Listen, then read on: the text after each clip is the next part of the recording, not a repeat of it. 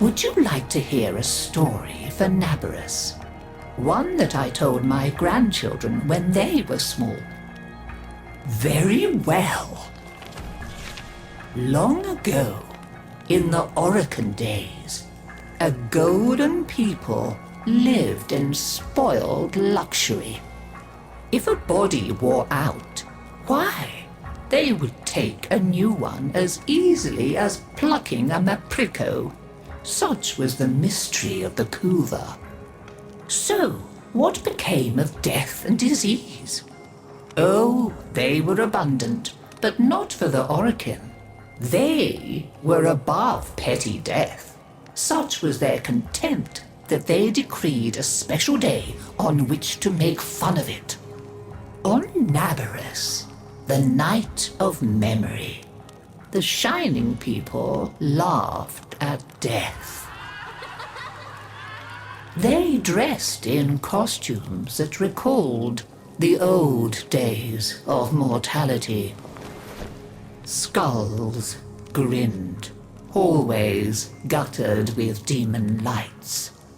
For one night, beauty was banished, rot and monstrosity held sway. Now, on one very special Naberus, 3 pretty Orokin were bored, as Orokin so often were. Naberus no longer holds its magic for me, sighed one. Masks and costumes are for children, grumbled another. Why follow the crowd, mused the third. Are we not the very elite of the elite? Ha ha! Up, my Kissingtons, my luscious loves. Send for blue Kuva and hot lights. I have a sport that will mend all. And in the corridor, behind a curtain, a solitary silent girl heard them and said nothing. Then the 3 were very wicked. For what do you think they did? Down into the streets they went, and they caught 3 poor Ostrans and bore them back to their gilded halls. One they peeled like a fruit and decked out with glassy splinters, and his naked jaws went chitter-chatter-snap. And it echoed all around. Scarlet footprints he left.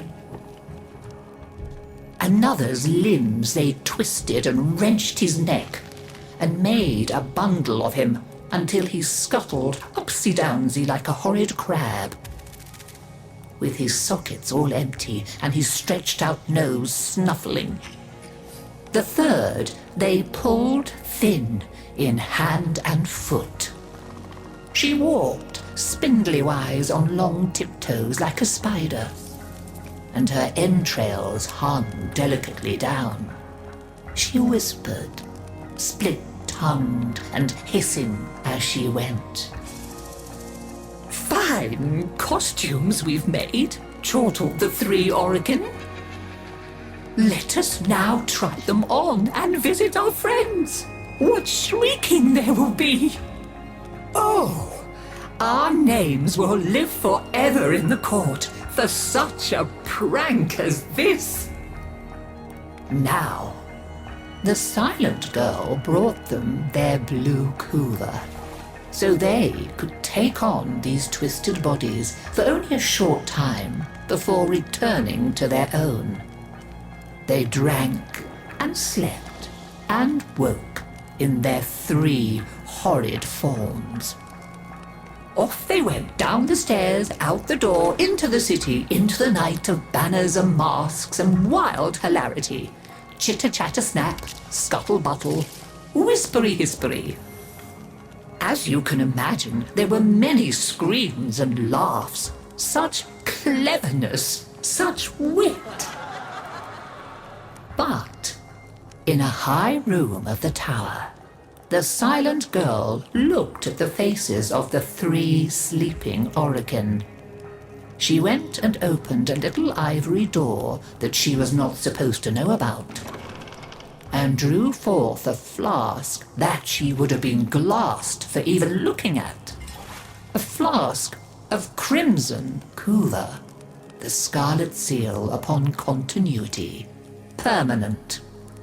And she tipped it down 3 cruel throats.